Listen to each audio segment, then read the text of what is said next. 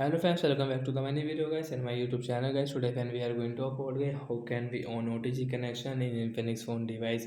Friends, you want to own guys your phone OTG connection and friends you don't know how to own it in Infinix phone device. So don't worry friends, today friends I will show you that guys you can turn on guys your phone OTG connection in your Infinix phone device guys.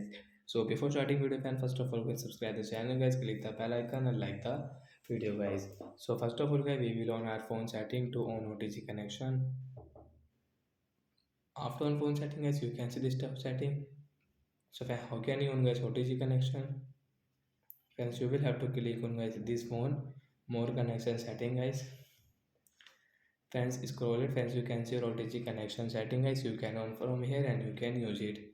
And when OTG cable guys do not connect, so friends you can on it and friends you can use your OTG cable without any problem.